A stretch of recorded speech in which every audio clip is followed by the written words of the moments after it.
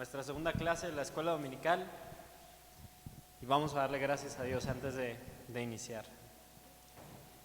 Amado Padre, en esta tarde que tú nos has regalado por tu inmensa gracia, misericordia, te damos las gracias porque ahora en este tiempo nos permites nuevamente escuchar tu palabra y nos permites estudiarla, nos das estas herramientas para poder estudiar tu santa verdad. Te rogamos que en verdad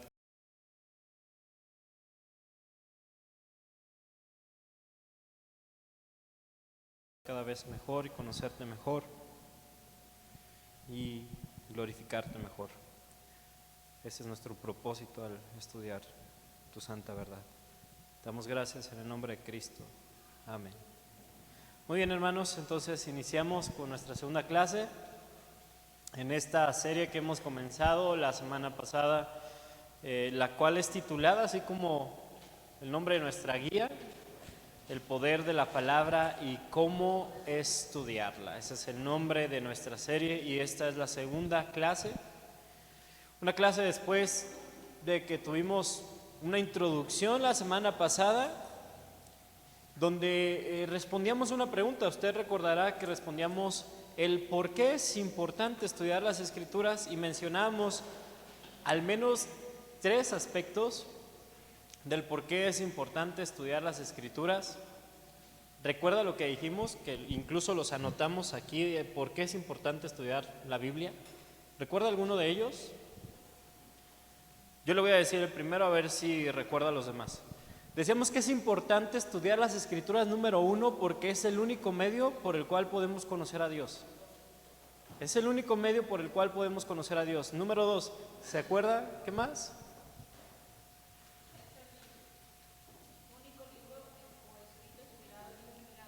Exactamente, es el único medio escrito, libro inspirado por Dios.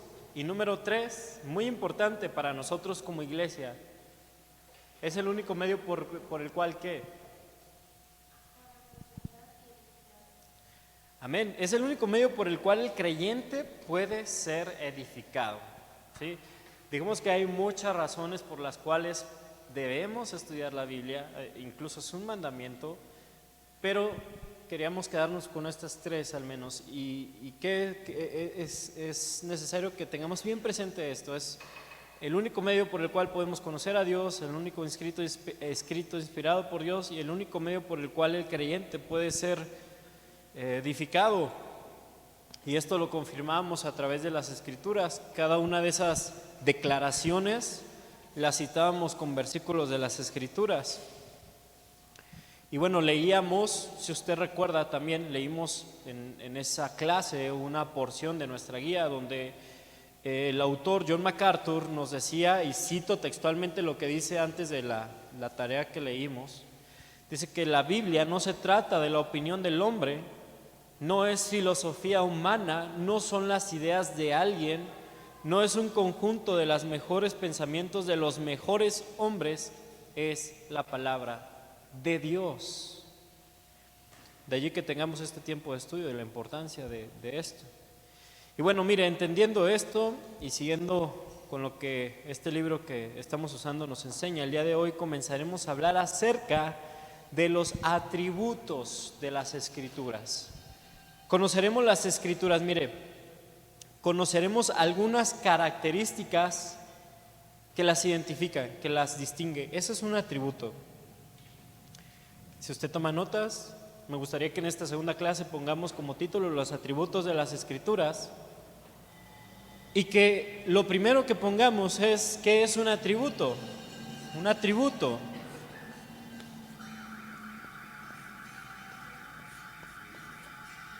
Un atributo podemos poner que es igual a una característica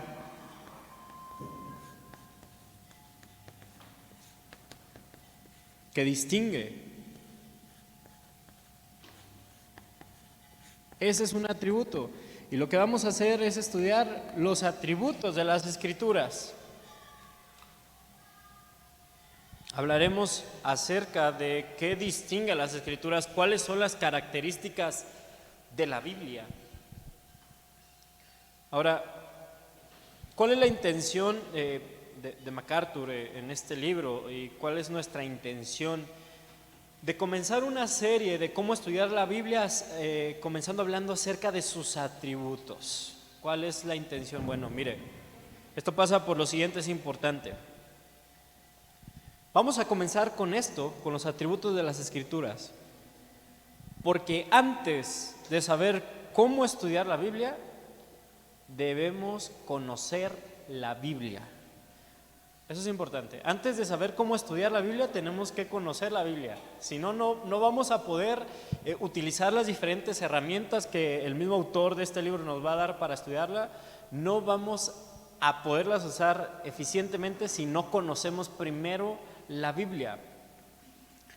Y el día de hoy vamos a hablar acerca de tres atributos, tres características que distinguen a las Escrituras y que, bueno, forman parte de hecho de la actividad que dejamos la semana pasada. Y hablaremos acerca de que, bueno, la Biblia es infalible, la Biblia es inerrante y la Biblia está completa. Entonces voy a ir de lleno a esto. Vamos a empezar a hablar de estos tres atributos y vamos a empezar con el primero de ellos, es que la Biblia es infalible. ¿Y cómo le vamos a hacer? Bueno, hermanos, lo que primero quisiera preguntar, me gustaría escucharlos a ustedes, es ¿qué leímos en nuestro libro acerca de este primer atributo? Este es el primer atributo que John MacArthur en la guía nos describe. La Biblia es infalible. ¿Qué significa esto? ¿Quién me apoya a participar? Adelante, hermano. No tiene errores. No tiene errores. Hermano Gerardo, ¿qué va a decir? Lo mismo, no tiene errores. ¿Quién más? ¿Qué puede decir de esto que leyó en el libro? La Biblia es infalible. ¿Cómo, perdón? La Biblia es perfecta. La Biblia es perfecta. ¿Quién más? No tiene defectos porque Dios la escribió. ¿Y por qué no tiene defectos porque Dios la escribió? Porque Dios es perfecto. Es infalible. ¿Quién más? ¿Alguien más quiere aportar acerca de este atributo? Sí. Es cierta, es verdadera, no hay error. ¿Sí? Bien. MacArthur, hermanos, en nuestra guía, resume este atributo diciendo lo siguiente: la Biblia en su totalidad no contiene errores. La Biblia en su totalidad, de hecho así comienza esa porción, la Biblia en su totalidad no contiene errores. La palabra, investigando un poquito más acerca de la palabra infalible, proviene de una palabra del latín que es infabilis, que en el sufijo in, así lo voy a poner aquí, infalible,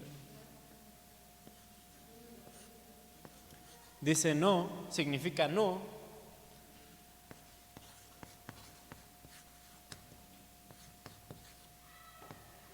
Y fabilis significa falla.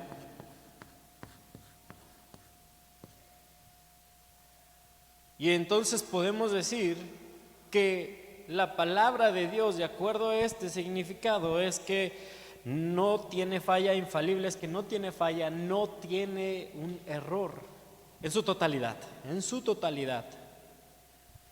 ¿Quién dice esto? Bueno, esto lo dicen las mismas Escrituras. ¿Qué versículo cita MacArthur ahí para decirnos que la Biblia es infalible? ¿Lo recuerda? Es un salmo. Así es, Salmo 19:7, que dice: la ley de Jehová es perfecta. Ahí está, la ley de Jehová es perfecta, que convierte al alma. El testimonio de Jehová es que fiel, que hace sabio al sencillo. Es perfecto, es fiel en su totalidad. La Escritura así es. ¿Qué otro versículo nos puede sustentar esto de que la Biblia es infalible, hermanos? Segunda de Pedro, capítulo 1, verso 19. En segunda de Pedro, capítulo 1, verso 19, el autor dice: tenemos también la palabra profética más segura.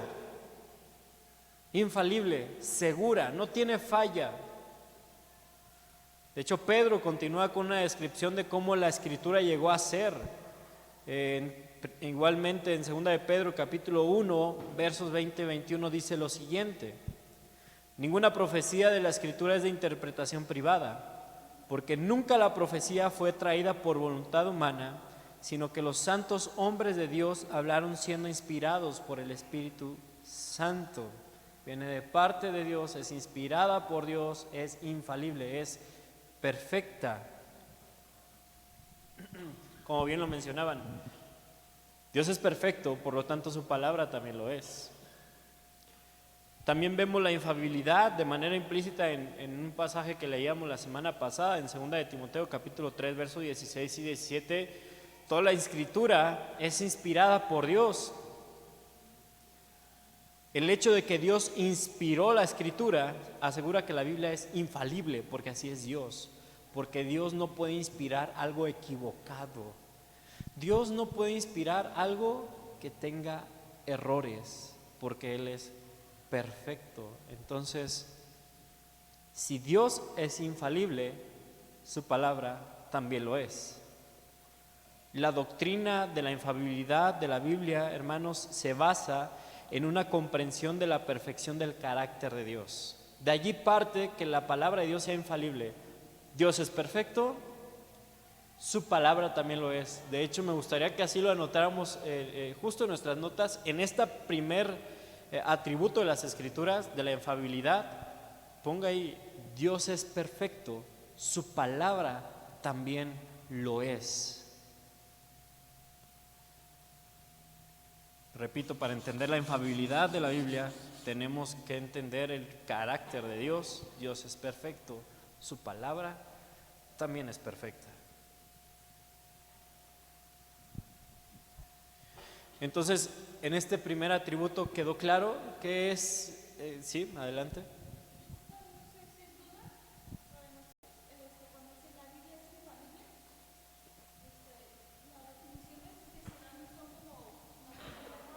Así es.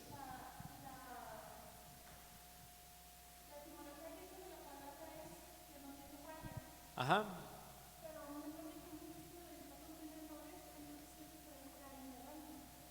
De hecho, va muy de la mano. Si se fijan en el siguiente apartado de la guía, incluso el mismo autor dice que está relacionado con lo infalible. Infalible, inerrante, tienen el mismo sentido, arrojan el mismo sentido, no tiene errores, no tiene fallas, ¿sí? Entonces, vamos de hecho justo a ese. El segundo atributo que vemos explicado por el autor en este libro es que la Biblia es inerrante, es el segundo atributo de las Escrituras. La Biblia es inerrante. ¿Qué leíamos acerca de esto? ¿Alguien que quiera participar? La Biblia es inerrante, era un muy pequeño párrafo, pero hay mucho que sacar de ahí. La Biblia es inerrante. ¿Qué significa esto? Yo creo que hasta en la misma pregunta está la respuesta, pero quiero escucharlos. ¿Qué significa esto? ¿Qué pudimos leer en el libro? Que no tiene error. Si no tiene error, entonces ¿cómo es? Algo que no tiene error, ¿cómo es? Limpio, no se contradice. Algo que no tiene error es perfecto. Algo que no tiene error es perfecto. Bien, este atributo, hermanos, como lo decíamos, está muy relacionado al anterior. De hecho, podríamos decir que se trata de lo mismo. El que las Escrituras sean inerrantes significa que no tienen ningún error de ningún tipo. ¿Por qué? Otra vez, nuevamente volteemos a ver la fuente de inspiración de las Escrituras. Dios. Dios no puede equivocarse. Entonces las Escrituras son inerrantes porque fueron inspiradas, dadas por Él. Dios no puede equivocarse. ¿Qué versículo cita el autor? Es Proverbios capítulo 30, versos 5 al 6, ¿correcto? Para decir que la Biblia es inerrante. Proverbios capítulo 30, versos 5 al 6 dice: toda palabra de Dios es limpia. Él es escudo a los que en Él esperan. No añadas a sus palabras para que no te reprenda y seas hallado mentiroso. Este atributo, junto al de las Escrituras, que son infalibles es muy importante para la iglesia, hermanos. Es muy importante. ¿Qué dijo? Y creo que hemos escuchado varias veces este versículo, Juan 17, 17. ¿Qué dice el Señor Jesús en este versículo? ¿Lo recuerda? Y si no, vayamos ahí. Juan capítulo 17, verso 17. ¿Qué dice el Señor Jesús? Quien lo tenga, léalo en voz alta.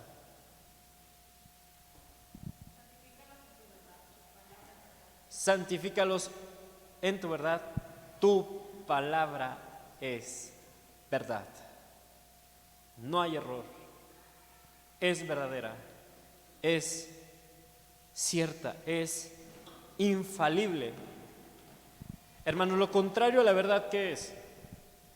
La mentira. Y la mentira conduce ¿a dónde? Al error.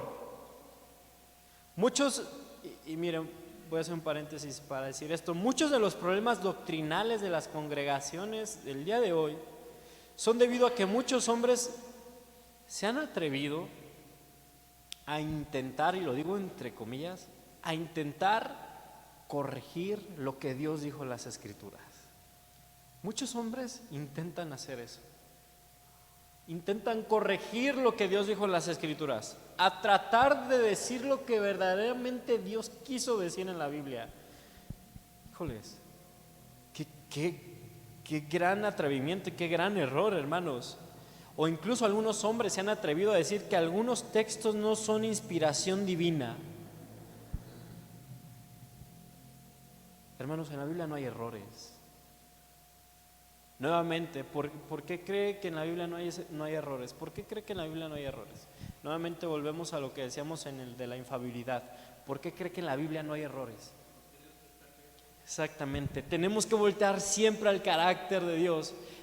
Es su palabra, Dios es perfecto, Dios no se equivoca, en Dios no hay errores. La Biblia es precisa y clara en asuntos de doctrina, pero también en asuntos de vida práctica. No se equivoca, no se equivoca.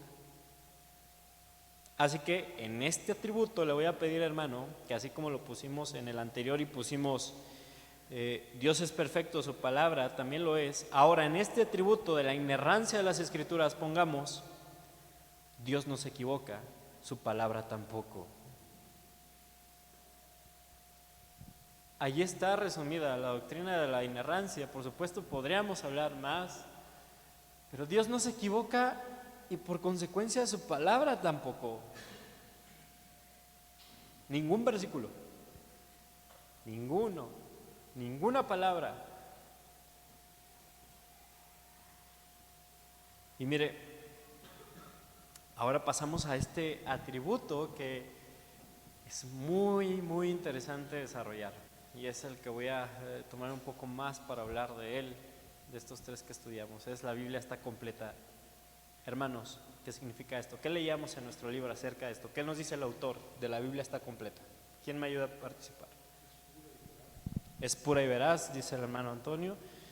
¿Qué más decía el autor acerca de que la Biblia está completa? ¿Qué significa esto? Que no le falta, que no le falta y no le sobra. ¿Qué más? ¿Qué decía MacArthur en el libro?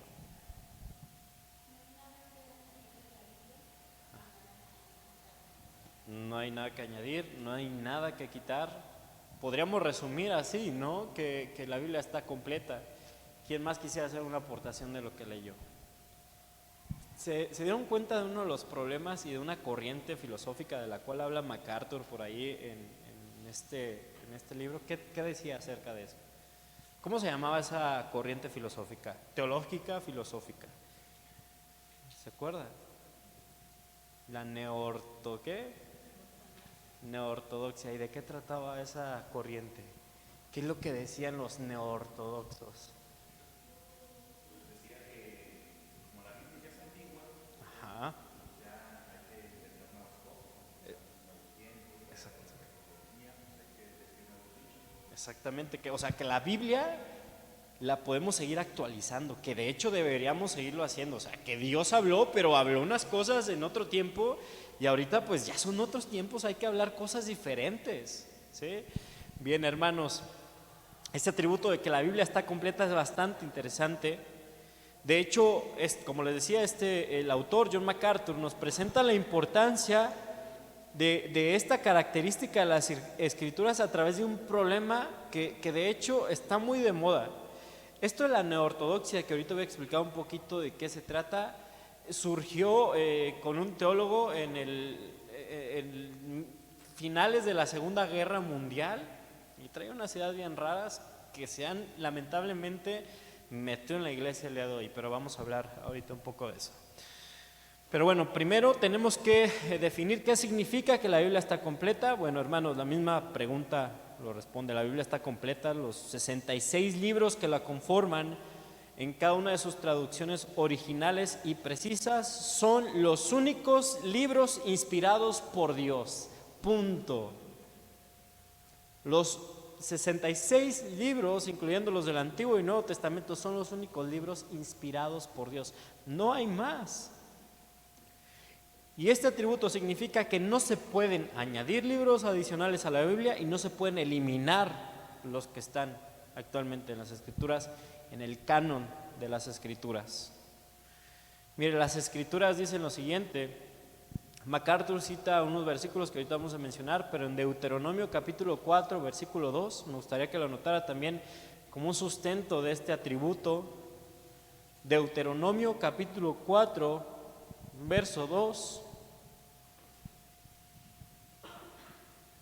Y quien lo tenga ahí, por favor, apóyeme a leerlo en voz fuerte. Deuteronomio 4, verso 2, ¿qué dice? No añadiréis a la palabra que yo os mando, ni disminuiréis de ella, para que guardéis los mandamientos de Jehová, vuestro Dios, que yo os ordeno. Creo que está bastante claro, ¿no? No añadiréis y que no disminuiréis. Ni le pongas, ni le quites. Estos son los mandamientos y esta es la palabra que yo he dicho. Punto. Un canon cerrado o una escritura cerrada implica que otros libros religiosos que se dicen ser inspirados, y lo digo entre comillas, por Dios, deben ser rechazados y tomarse como falsos. Hacer lo contrario está prohibido. Y hermanos, de hecho, tiene una clara advertencia de parte de Dios, y esto es lo que dice MacArthur en su libro, citando al libro del Apocalipsis, capítulo 22, versos 18 y 19. Aquí está una clara advertencia de aquel que pretende quitar o añadir palabras a las Escrituras, y es muy seria esta advertencia. Dice: yo testifico a todo aquel que oye las palabras de la profecía de este libro. Si alguno añadiere a estas cosas, ¿a cuáles cosas? A la Escritura, Dios traerá sobre él las plagas que están inscritas en este libro. Y si alguno también, ¿qué dice? Quitare las palabras del libro de esta profecía, Dios quitará su parte del libro de la vida y de la santa ciudad y las cosas que están escritas en este libro. Desde Deuteronomio el mandamiento está claro: no añadas, no quites. En Apocalipsis están las consecuencias. Si añades y quitas, estas son las consecuencias.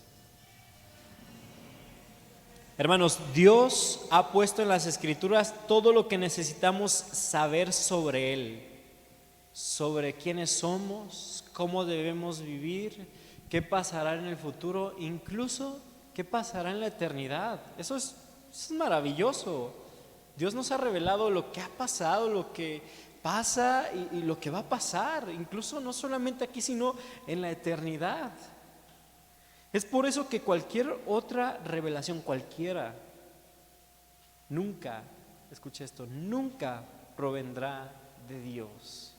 Cualquier otra revelación, Dios ha hablado aquí nada más, en la Escritura.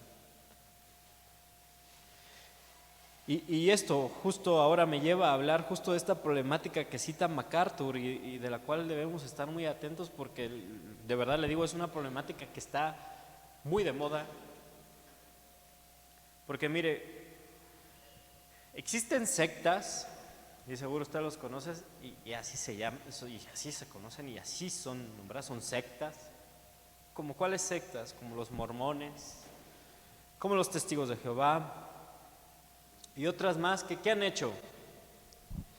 Ah, está bien, ahí está la Biblia, pero aquí está otro libro también inspirado por Dios.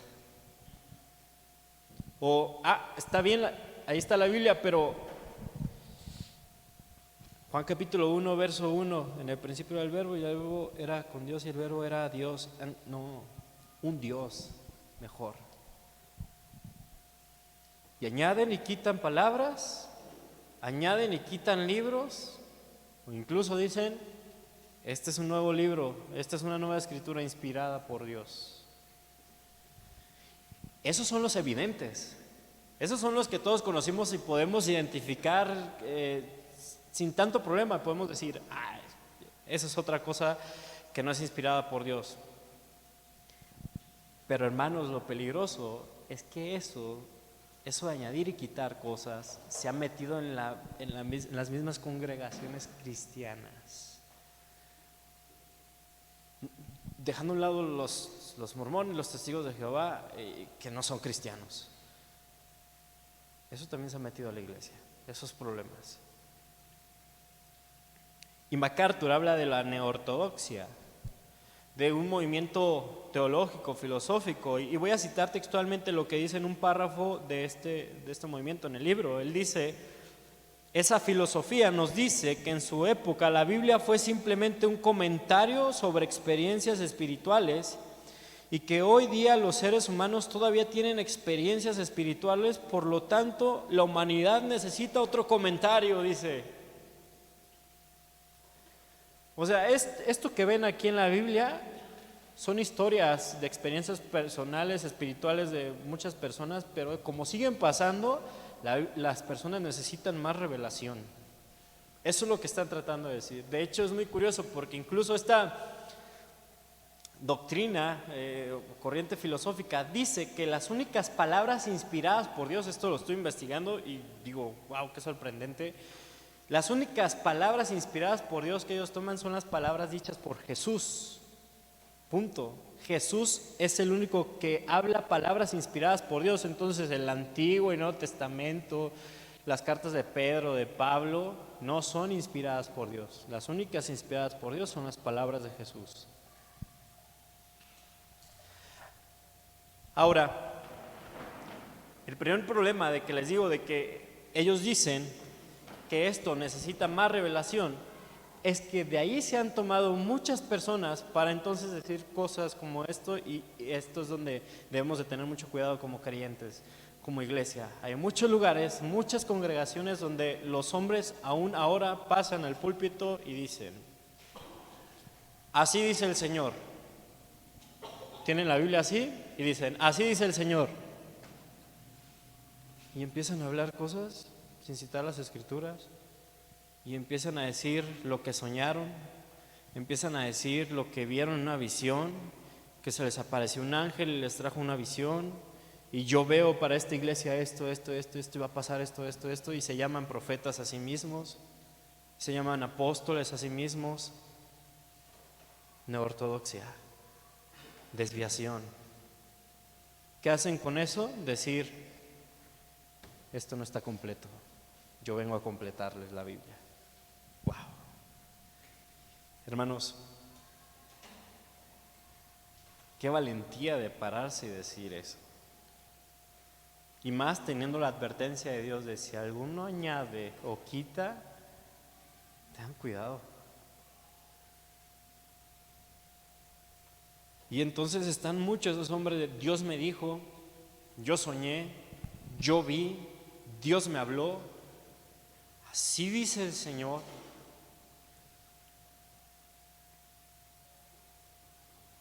Como criaturas no debemos atrevernos a decir: está bien lo que Dios dijo, pero ahora Dios ya habla cosas diferentes. Este libro es anticuado. Hermanos, Dios nos libre de decir: este libro es anticuado, este libro ya pasó de moda, ya necesitamos cosas nuevas.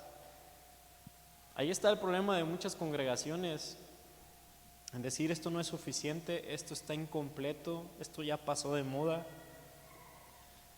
No, la Biblia está completa.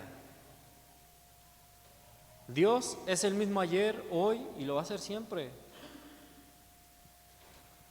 Y las Escrituras nos dicen que de esta palabra, de esta ley, ni una sola tilde pasará. Ni una sola. Pasen siglos antes de que venga el Señor, pasen otros 1000 años antes de que venga el Señor, mi palabra no pasará. Nunca es anticuada, es completa. No hay nada nuevo que Dios desee revelar. Dios ya lo dijo todo en las Escrituras. No hay nada nuevo. Así que cualquier cosa nueva, hermanos, desechada. Cualquier cosa nueva es errante y es falible, punto. Y hay que desecharla, porque no proviene de Dios, que es perfecto, que es puro, que es limpio. Y mire, con esto, antes quedó claro esto del atributo, que la Biblia está completa. No le falta ni le sobra, es completa. Entonces, si esto ha quedado claro, hermanos, quiero ir al final de esto, de esta clase, de estos 3 atributos. ¿Qué es un atributo? Dijimos, bueno, un atributo es una característica, es algo que distingue a algo, y estamos conociendo los atributos de las Escrituras, y hoy día vimos 3. Las Escrituras son infalibles, inerrantes y completas. Dicho de otro modo, la Biblia no tiene errores, no tiene fallas y no le hace falta nada más. Dios no se equivocó en su inspiración. ¿Por qué? Porque Dios es perfecto. Dios no es falible como el hombre y sus palabras. Su revelación siempre es verdadera, y todo lo que Dios ha dicho, lo ha dicho una vez y para siempre en su bendita palabra, y no dirá más. Hermanos, que Dios nos lleve a que estos 3 atributos estén presentes en nosotros al leer su palabra.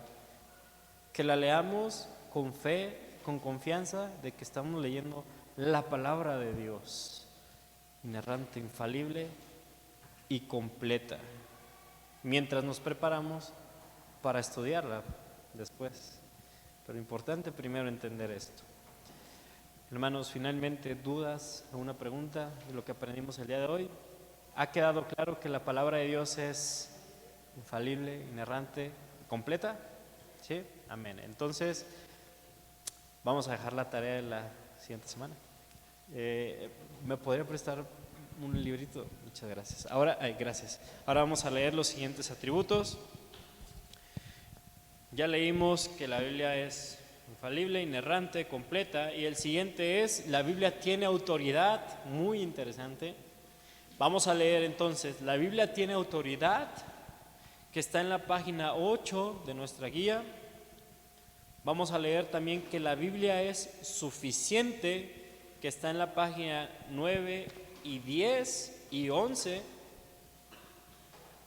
y que la Biblia es eficaz, que está en la página 12 y 13.